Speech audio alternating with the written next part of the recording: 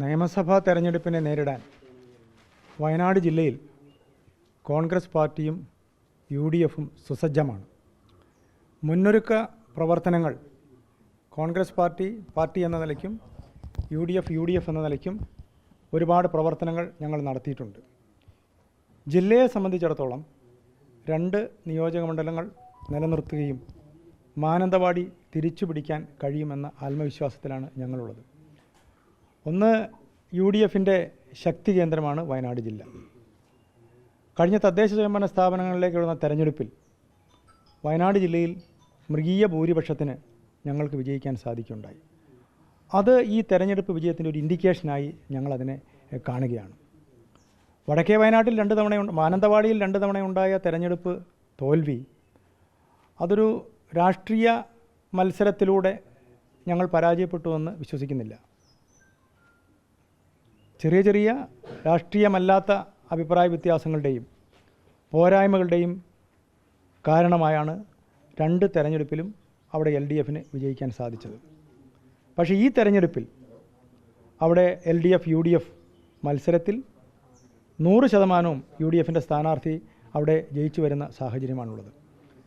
തദ്ദേശ സ്വയംഭരണ സ്ഥാപനങ്ങളിലേക്ക് നടന്ന തെരഞ്ഞെടുപ്പിൽ അവിടെ തിരുനെല്ലി പഞ്ചായത്ത് ഒഴികെ 5 പഞ്ചായത്തിലും ഒരു മുനിസിപ്പാലിറ്റിയിലും മാനന്തവാടി നിയോജകമണ്ഡലം ഉൾപ്പെടുന്ന ബ്ലോക്ക് പഞ്ചായത്തിലും മാനന്തവാടി നിയോജകമണ്ഡലം ഉൾപ്പെടുന്ന ജില്ലാ പഞ്ചായത്തിലും UDFന് വലിയ ഭൂരിപക്ഷത്തിന് ജയിക്കാൻ വേണ്ടി സാധിച്ചിട്ടുണ്ട്. അതൊക്കെ ഈ തെരഞ്ഞെടുപ്പ് വിജയത്തിനുള്ള ഒരു മുതൽക്കൂട്ടായി ഞങ്ങൾ കാണുന്നു.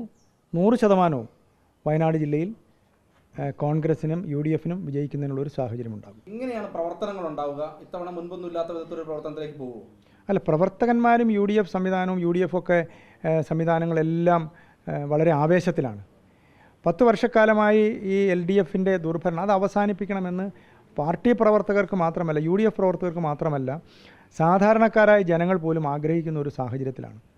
UDFും പാർട്ടിയും നടത്തുന്ന പാർട്ടി പരിപാടികളിൽ വലിയ ജനപങ്കാളിത്തം ഉണ്ടാകുന്നു.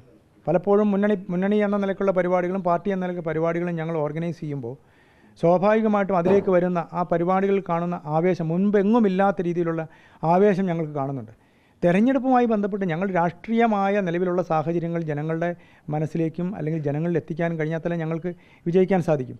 സ്വാഭാവികമായിട്ടും ഇപ്പോൾ ഒരു സോഷ്യൽ മീഡിയ ഒരു യുഗം എന്ന നിലയ്ക്ക് ആ രീതിയിലുള്ള സാങ്കേതിക വിദ്യ ഉപയോഗിച്ചുകൊണ്ടുള്ള പ്രചരണവും ആ രീതിയിൽ ഞങ്ങൾ കാര്യക്ഷമമായി നടപ്പിലാക്കും.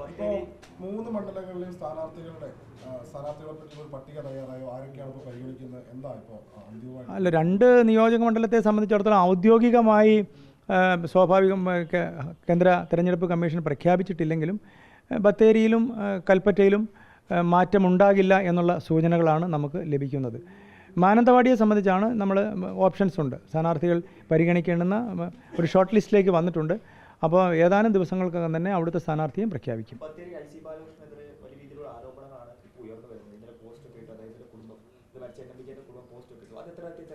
അല്ല, ഞങ്ങൾ അത് തെരഞ്ഞെടുപ്പിന് അത് തീർന്ന വിഷയങ്ങളാണല്ലോ. സ്വാഭാവികമായിട്ടും നമ്മൾ പാർട്ടി ഇടപെട്ട് ഞാൻ ജില്ലാ കോൺഗ്രസ് കമ്മിറ്റി പ്രസിഡന്റ് ആകുന്നതിന് മുമ്പ് ഉണ്ടായിട്ടുള്ള സംഭവങ്ങളാണ്. പക്ഷേ ആ സമയത്ത് തന്നെ ആ കുടുംബവുമായി ബന്ധപ്പെട്ട് അവർ ആവശ്യപ്പെട്ടതനുസരിച്ച് ആ പ്രശ്നങ്ങൾ പാർട്ടി ഏറ്റെടുക്കാൻ തീർത്തിട്ടുണ്ട്. അപ്പോൾ ഇപ്പോഴിങ്ങനെയൊക്കെയുള്ള കാര്യങ്ങൾ വരുന്നത് ഇതിനകത്തൊക്കെ ഒരു രാഷ്ട്രീയമായ എന്തെങ്കിലും ഉണ്ടാകും, അല്ലെങ്കിൽ അതിൻ്റെ പിന്നിൽ ആരെങ്കിലും ഉണ്ടാകും. അത് തെരഞ്ഞെടുപ്പിനെ അത് തെരഞ്ഞെടുപ്പ് പ്രവർത്തനങ്ങളെ അത് ബാധിക്കും എന്നൊന്നും എനിക്ക് തോന്നുന്നില്ല. തെരഞ്ഞെടുപ്പ് വിജയത്തെ ഒന്നും ബാധിക്കില്ല. കാരണം വളരെ ലൈവായി നിൽക്കുന്നു. ഈ കേസുമായി ബന്ധപ്പെട്ട് അദ്ദേഹത്തിന് മുൻകൂർ ജാമ്യം കിട്ടി. ആ ജാമ്യം കിട്ടി അവിടുത്തെ മാനന്തവാടി നിയോജക മണ്ഡലത്തിലെ ആളുകൾ മാസങ്ങളായി ചർച്ച ചെയ്യപ്പെട്ട ഒരു വിഷയമാണ്. ആ ചർച്ച ചെയ്യപ്പെട്ട വിഷയം തന്നെ വീണ്ടും അത് മാധ്യമങ്ങളിലൂടെ ജനങ്ങളിലേക്ക് എത്തുന്നു എന്നതിനപ്പുറമായി അതിലൊരു പുതുമ പാർട്ടി പ്രസിഡന്റ് എന്ന നിലയിൽ ഞാൻ കാണുന്നില്ല. അല്ല, ഞാൻ അങ്ങനെ CPM ആണ് എന്നൊന്നും ഞാനതിനെക്കുറിച്ച് എനിക്ക് മനസ്സിലാക്കേണ്ടിയിരിക്കുന്നു. അവന് CPM ആണെന്ന് അങ്ങനെ എനിക്ക് പറയാൻ പറ്റില്ലല്ലോ സ്വാഭാവികമായിട്ടും. അല്ലെങ്കിൽ പിന്നെ ചത്തത് കീഴാനിയിൽ കൊന്നത് ഭീമൻ തന്നെ എന്നൊന്നും അങ്ങനെയൊന്നും പറയാൻ ഞാൻ തയ്യാറല്ല. അപ്പോൾ അതുകൊണ്ട് ആ രീതിയിൽ ഞാൻ അത് മനസ്സിലാക്കേണ്ടിയിരിക്കും. CPM ആണെന്നും ഞാൻ പറയാൻ തയ്യാറല്ല.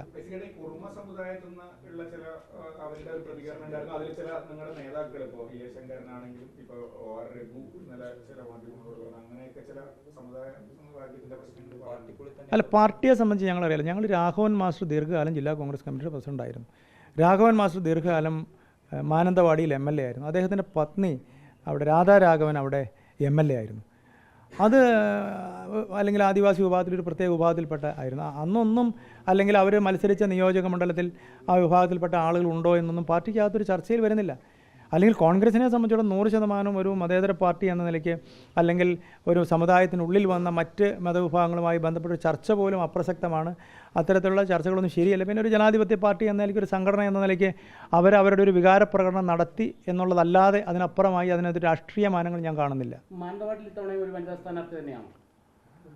അല്ല, ഷോർട്ട് ലിസ്റ്റ് ചെയ്ത് വന്നപ്പോൾ ആ രീതിയിലാണ്. അതായത് ഇപ്പോഴുള്ള പരിഗണിക്കുന്ന ലിസ്റ്റിൽ സ്ത്രീകളുമുണ്ട് പുരുഷന്മാരുമുണ്ട്.